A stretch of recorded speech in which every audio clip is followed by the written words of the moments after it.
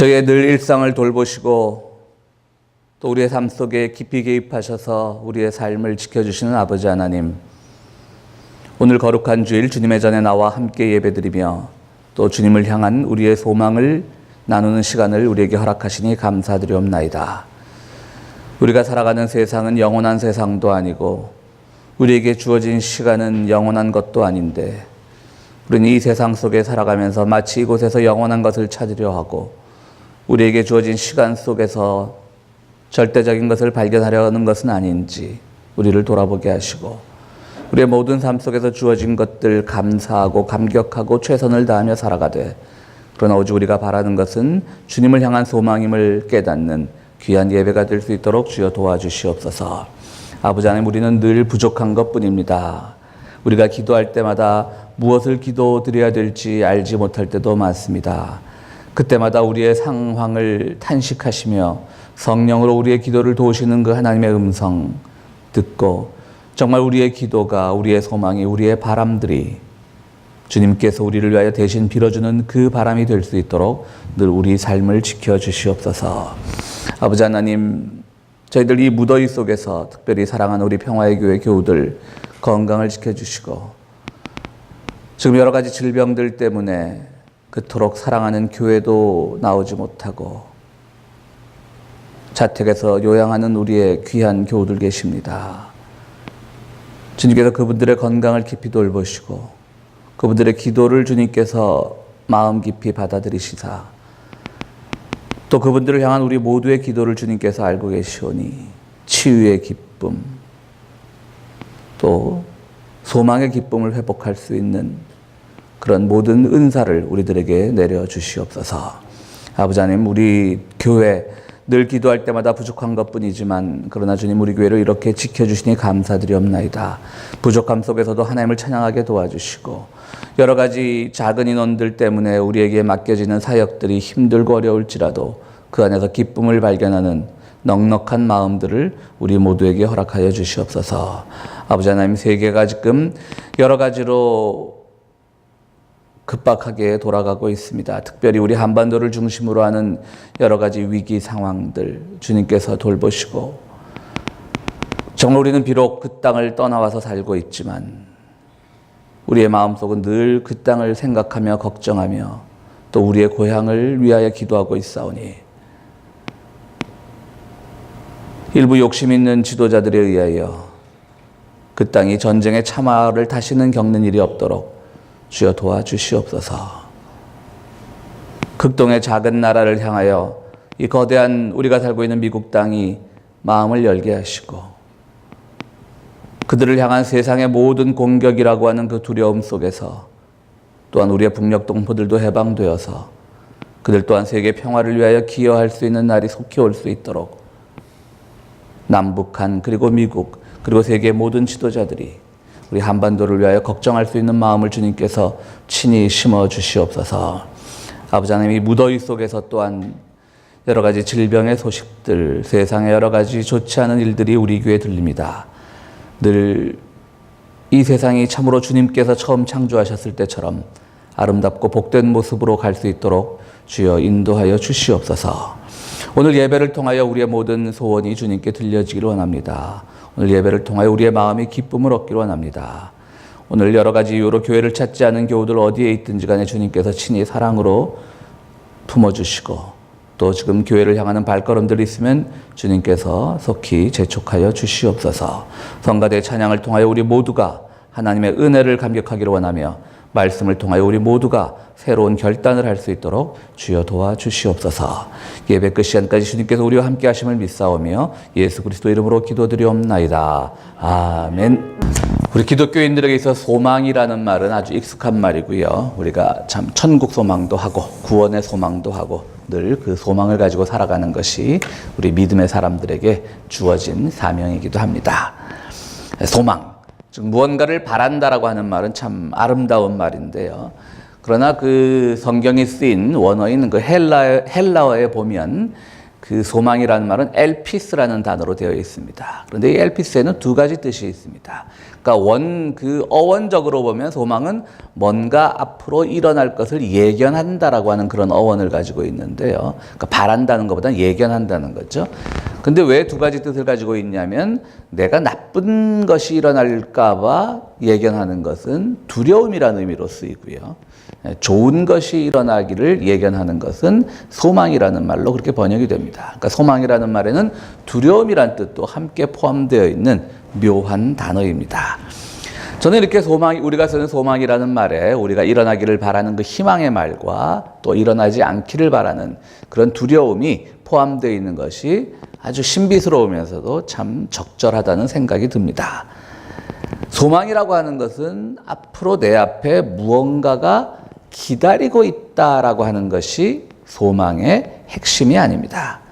그것은 오히려 내가 지금 무엇을 바라고 있다라고 하는 것입니다. 그러니까 앞에 놓인 어떤 것, 그러나 내 눈에 보이지 않는 것, 그 어떤 것을 내가 기다리는 것이 소망이 아니라 내가 무언가를 바란다라고 하는 것이 소망인 겁니다. 앞에 무언가가 일어나는 것이 일어날 것을 기다리고 있다는 것은 두려움이 될 수가 있습니다. 왜냐하면 뭐가 일어날지 모르니까요. 그러나 내가 바라는 것은 내가 어떤 두려운 상황, 나쁜 상황은 안 바랍니다.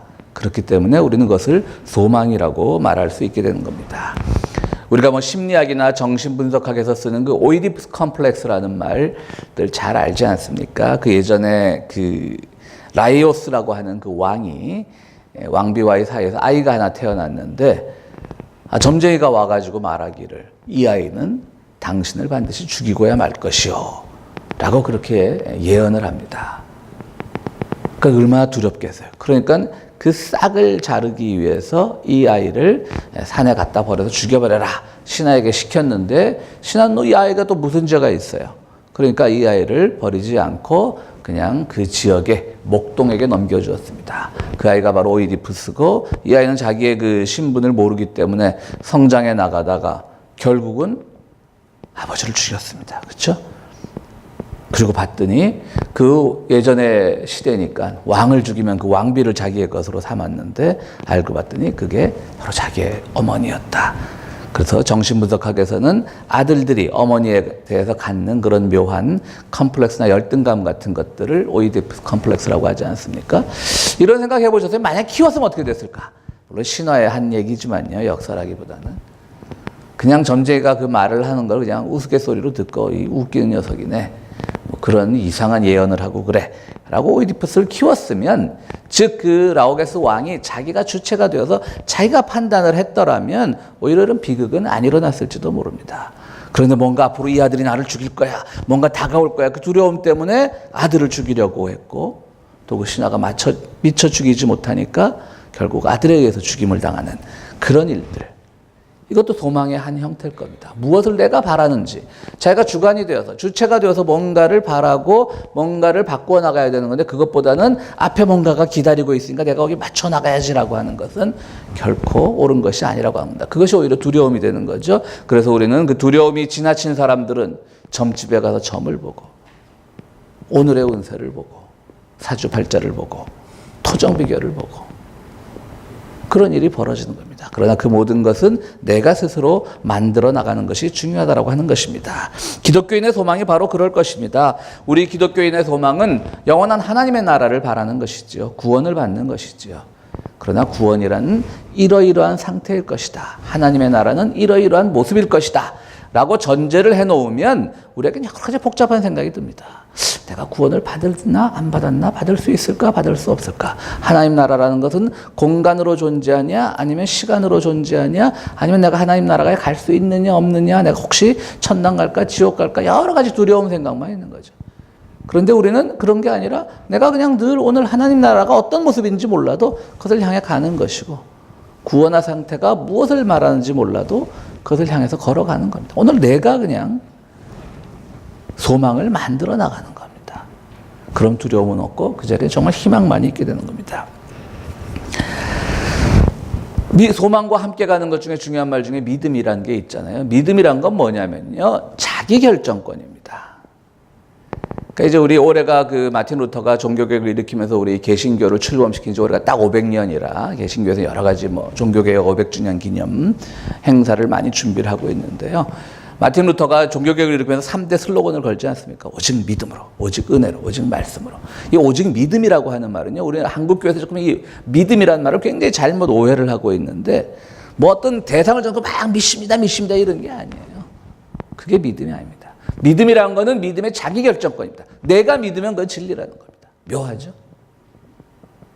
왜냐하면 그 전까지 가톨릭 교회에서는 교회가 이러이러한 게 믿음이라고 우리에게 지시를 해주고 교회의 권력이 한 개인의 신앙생활보다 더 중요한 의미를 가지게 되고 교회의 결정권이 내 결정권보다 위에 있는 거예요.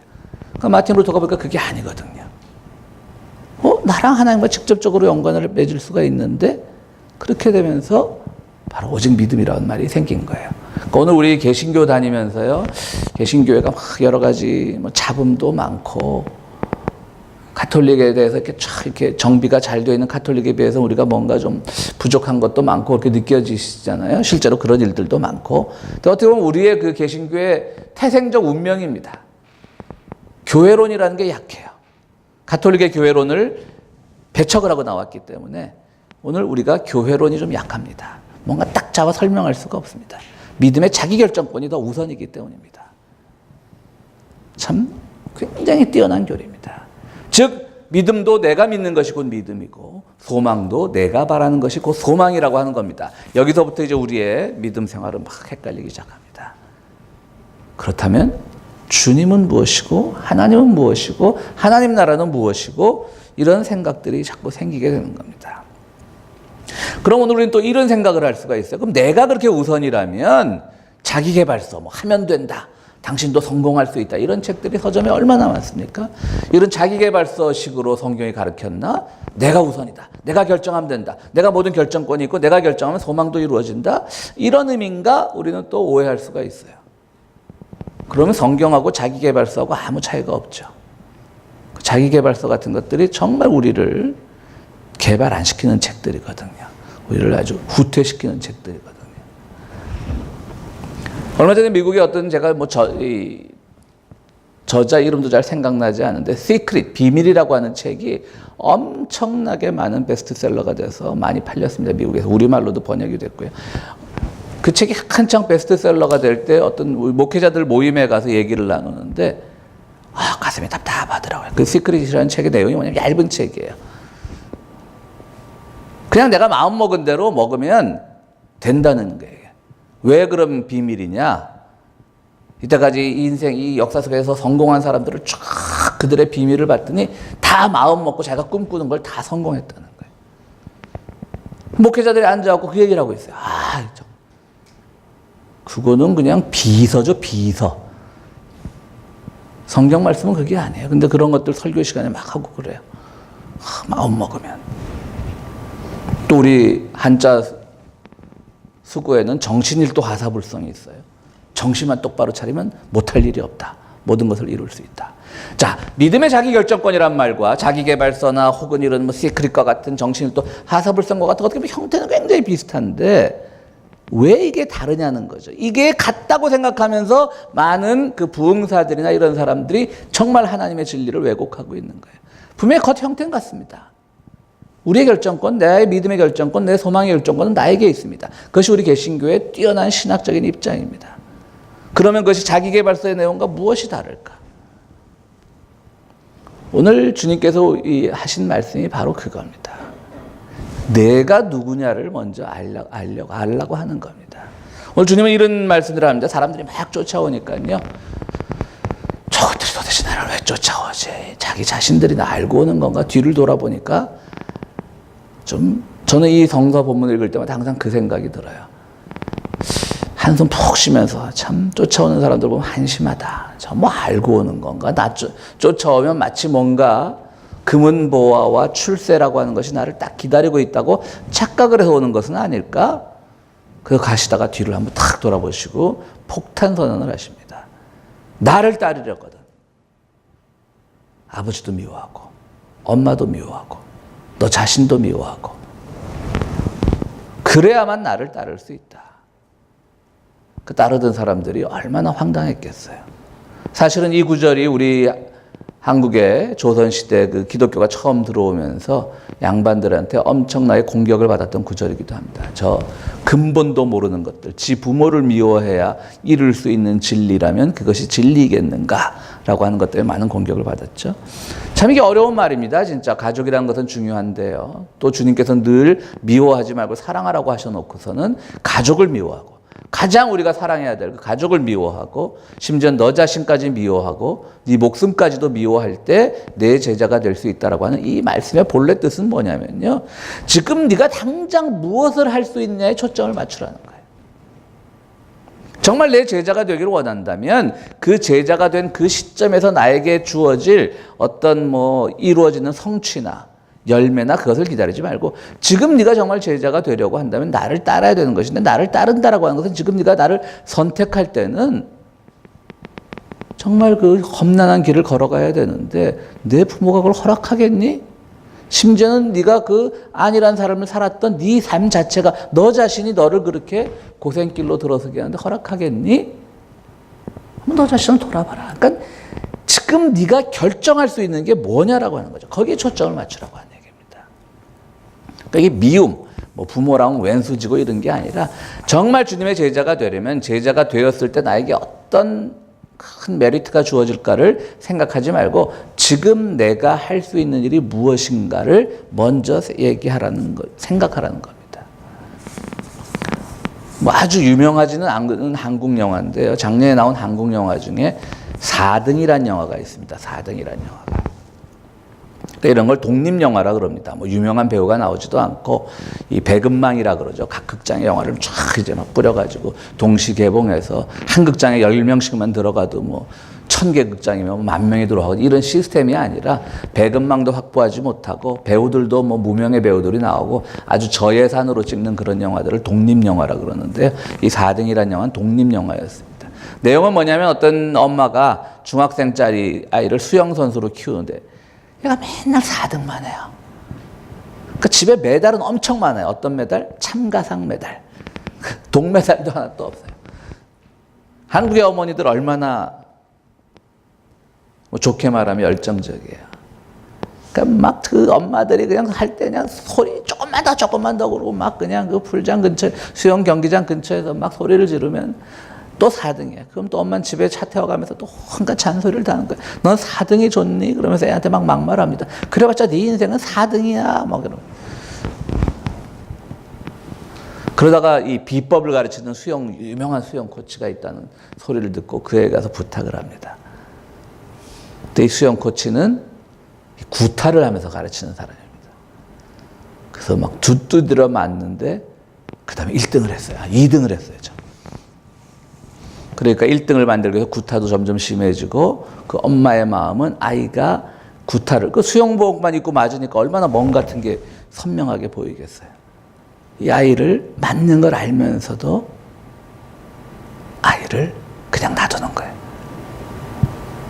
영화는 그런 내용인데요. 굉장히 어떻게 보면 단순한 내용인 것 같은데도 아주 의미하는 바가 많습니다. 결국 이 아이는 코치랑도 끊어지고 엄마랑도 끊어지고 자기 혼자 수영장. 얘는 등수가 중요한 게 아니라 그냥 수영이 좋은 아이인 거예요. 그래서 그 영화가 그래서 얘가 혼자서 부모도 끊고 또 수영 코치도 끊고 혼자서 연습해서 1등을 했다. 그럼 또 좋은 영화가 아닙니다. 그건 너무 또 유치해집니다. 그냥 아이가 물속에서 막 이렇게 너무 좋아가고 혼자서 막 이 돌고래처럼 춤추는 그런 약간 판타지적인 그런 장면으로 영화가 끝나게 되는데요. 1등을 했는지 5등을 했는지 모릅니다. 전 그 영화를 보면서 정말 이루려고 하는 것은 얘가 수영에서 1등을 하는 게 아니고 하다못해 동메달이라도 따는 게 아니고 그냥 자기가 즐기는 거고 그 안에서 자기의 삶이 조금씩 변화되어 가는 거예요. 이 아이도 한동안은 고비를 맞습니다. 아이가 맞으면서 자기 등수가 올라가다 보니까 스스로 폭력을 정당화시키고 집에 가서 하는 일이 자기 동생을 때립니다. 엎드려 뻗쳐놓고 배운 걸 그대로 하는 거죠. 폭력이 폭력을 낳는 겁니다. 그러다 이 아이는 중학교 아이인데 깨닫습니다. 아, 그게 아니구나. 그리고 자기 혼자서 그렇게 수영을 즐기는 겁니다. 오늘 우리가 제자들에게 모든 것을 미워하라는 말은 바로 이런 말입니다. 이 중학교 아이가 깨달은 사실인 겁니다. 자기가 좋은 건 수영이에요. 1등이 아니라 수영인 겁니다. 그런데 그 일을 위해서 자기는 자기 결정권을 가져야 되는 겁니다. 오늘 우리가 우리의 소원을 이룬다면 내 자신이 소망하는 것이 이루어진다라고 하는 것인데 그것은 내가 결정할 수 있어야 된다는 겁니다. 세상이 만들어 놓아서 네가 바라야 될 소망은 이거야. 세상이 만들어 놓은 그 틀대로 내 소망을 결정해 나가는 것이 아니라 내 희망을 결정해 나가는 것이 아니라 내 목표를 결정해 나가는 것이 아니라 내가 좋은 것이라는 것이 곧 소망인 거예요. 그것이 희망인 것이고 그게 목표인 거예요. 사람들이 만들어 놓은 이미 다 세팅해 놓은 것. 수영 대회에서는 1등을 하고 그것이 또 내신 점수에 영향을 미쳐서 대학 갈 때 좋은 영향을 미치고 좋은 대학 나오고 좋은 직장 취직하고 이렇게 세팅된 삶을 사는 것이 아니라 자기 결정권으로 내가 바라는 소망이 무엇인가를 생각하라는 겁니다. 그럼 주님은 이제 이 제자들에게 이렇게 말하고 나서 제자들이 잘 못 알아들을 것 같으니까 이제 설명을 합니다. 비유로 들어 설명을 하십니다. 두 번째가 뭐냐면 어떤 사람이 망대를 지으려고 하는데 망대를 지으려고 하다 보면 내가 이 망대를 지을 때 돈이 드니까 내 예산이 충분한지 알아보고 짓지 않겠느냐. 괜히 나는 망대를 짓고 말 거야. 자기 성취감에만 빠져서 망대를 짓다가 돈이 없어서 중간에 포기하면 사람들이 저 짓담하는 사람이라고 얼마나 손가락질을 하겠느냐라고 말하는 겁니다. 여러분 너무나 당연한 말이죠. 근데 여러분들 뒤집어 생각하면 이 말 굉장히 어려운 말입니다. 왜? 주님은 사실 당연한 말씀하지 않으셨거든요. 이건 자기계발서 축에도 못 끼는 거예요. 자기계발서 꿈을 가져라. 네가 망대를 짓고 싶으면 꿈을 가지면 넌 망대를 지을 수 있을 거야. 뭐 이래야 되는데 아주 현실적으로 갑자기 모든 가족이고 다 버리고 자신을 따르라 그러시더니 갑자기 현실적으로 돌아와서 뭐 성경에 안 나옵니다만은 주판을 튕겨보고 망대를 지어라는 말이에요. 이거 그래서 성경이 굉장히 어려운 본문입니다. 사실은 쉬운 것 같지만 어디 주님께서 우리에게 꿈과 이상을 심어주고 소망을 심어준 주님께서 하신다는 말씀이 주판을 잘 튕겨봐. 바보처럼 함부로 결정하지 마. 이런 초등학교 담임선생님이 아이들에게 하는 말을 하실 분이 아니잖아요.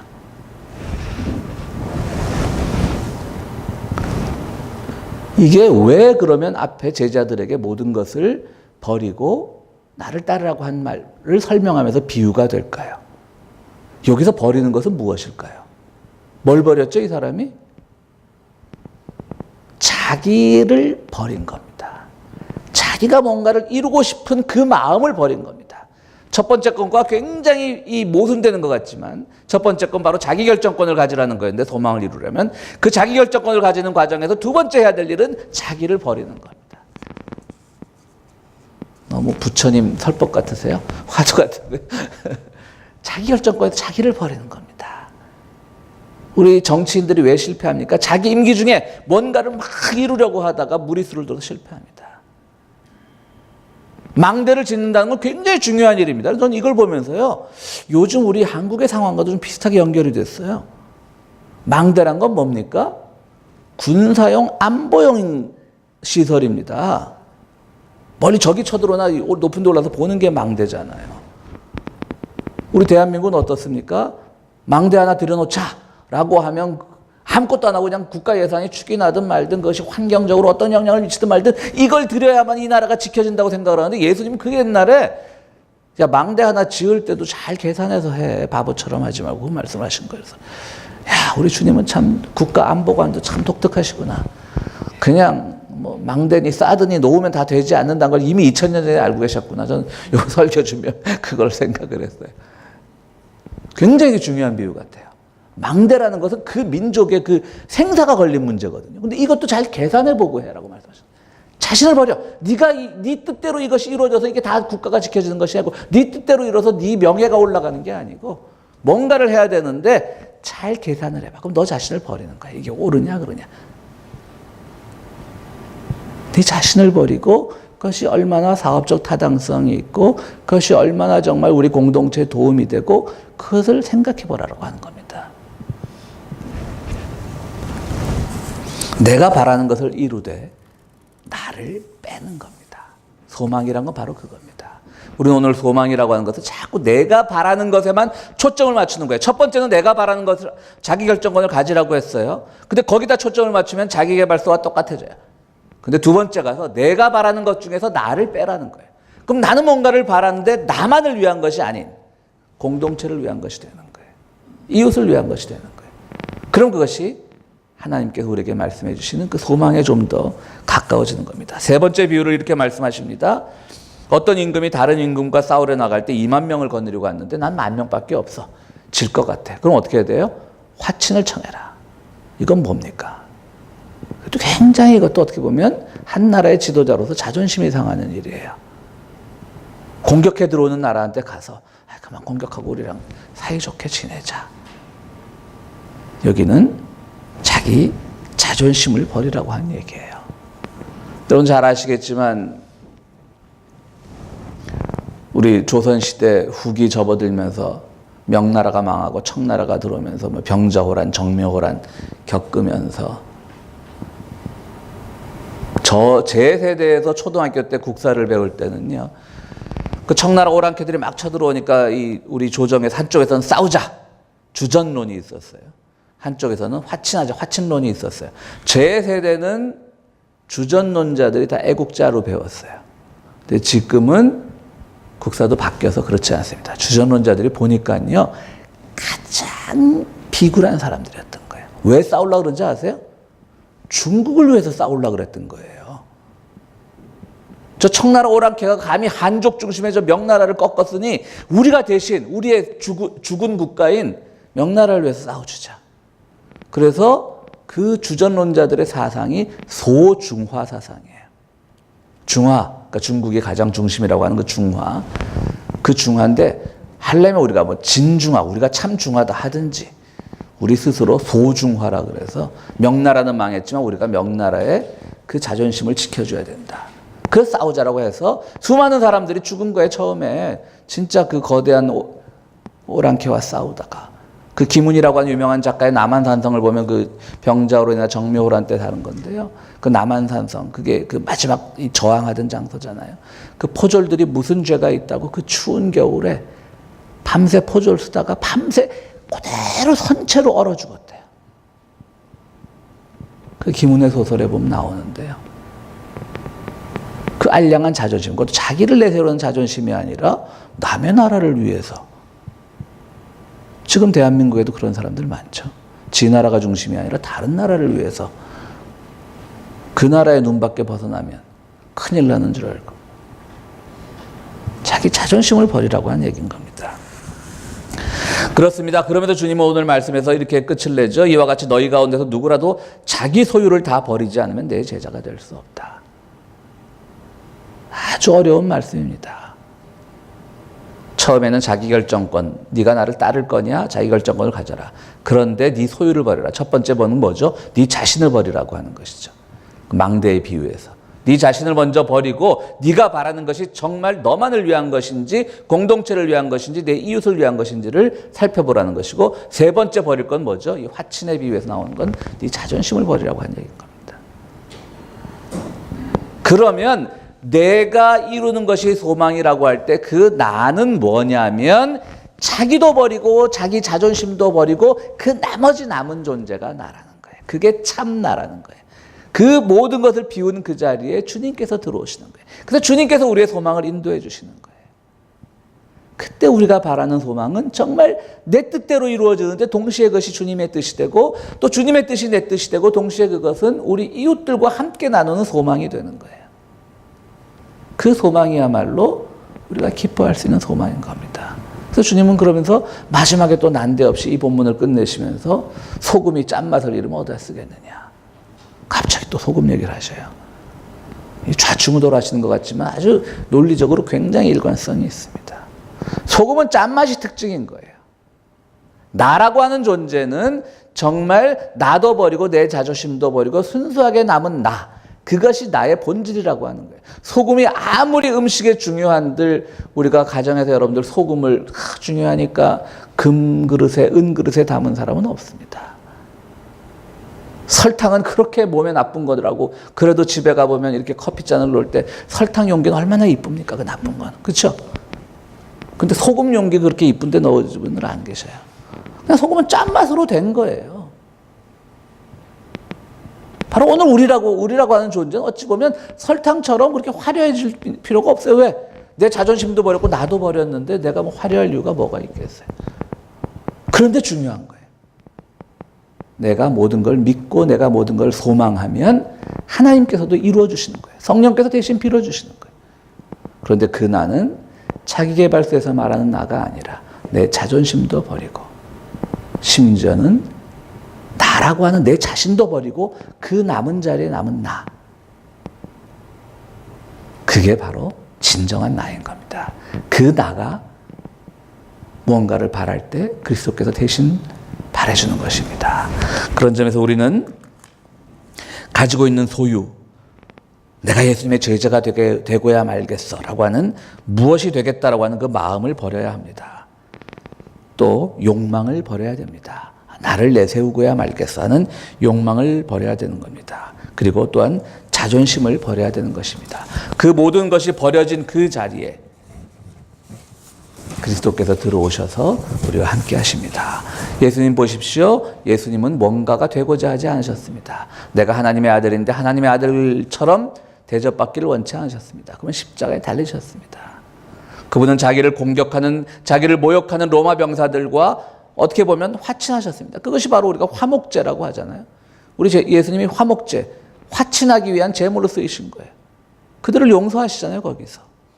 아주 어떻게 보면 굉장히 비겁해 보일 수도 있어요. 그러나 그들을 용서를 빌어주시는 거예요. 저들은 자기가 무슨 짓을 하는지 모릅니다. 여러분 한국 드라마의 사극 같은 거 보세요. 좀 지쳐 있는 분들이 뭐 어떤 사건에 연루돼서 포졸들이 잡으러 오면 뭐라 그래요? 내 이놈들 내가 누군 줄 알고 이러느냐 그러잖아요. 우리 주님 그러시지 않았거든요. 하나님과 동등본체신데 아주 초라하게 잡혀가시면서 오히려 그들을 용서하시는 그게 화친이에요. 화목제. 오늘 세 번째 비유에 바로 그거예요. 사랑하는 성도 여러분, 정말 여러분들 어떤 소망을 갖고 계십니까? 그 모든 소망이 여러분들이 바라시는 대로 어떤 것이 기다리고 있는 것이 아니라 내가 꿈꾸는 대로 내가 소망하는 대로 다 이루어지는 것이 주님께서 우리에게 약속하신 그 소망입니다. 그런데 그 나가 누구냐? 자신을 버리고 욕망을 버리고 그리스도의 소망으로 대신하는 것, 자존심을 버리고 그리스도의 화친의 마음으로 대신하는 것, 그 다 버린 그 빈자리에 남아있는 나, 그것이 참 나인 겁니다. 오늘 주님의 말씀을 통해서 참 나를 찾고 그 참 나가 바라는 소망을 모두 이루시는 우리 성도님들이 되시기를 간절히 바랍니다. 우리 함께 기도하시겠습니다.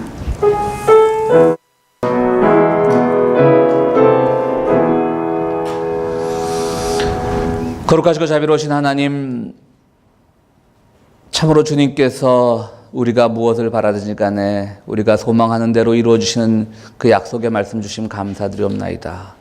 그런데 그것이 이루어지지 않을 때 우리는 좌절하고 절망하지만 바로 우리가 내가 아직 누구인지를 잘 몰랐던 데서부터 나온 것이 아닌지 우리를 돌아보게 하시고 세상이 만들어오는 그 프레임에 따라 사는 존재가 아니라 내가 결정권을 가지되 늘 주님을 생각하고 내 욕망을 버리고 주님의 소망을 먼저 생각할 때 우리의 소망이 이루어질 수 있음을 신뢰하는 이 시간 되기를 원합니다. 주여 성도들의 마음에 깊이 각인시켜 주시옵소서. 주님의 전을 찾으면서 귀한 예물을 가지고 나왔습니다. 이 예물이 쓰이는 곳에 하나님의 놀라운 사랑이 드러나게 하시고 우리가 이 예물을 드리면서 우리에게 바라는 여러 가지 소망이 있사오니 주여 보시고 주님 보시기에 합당한 소망으로 바꿔 주시옵소서. 예수 그리스도 이름으로 기도드리옵나이다. 아멘.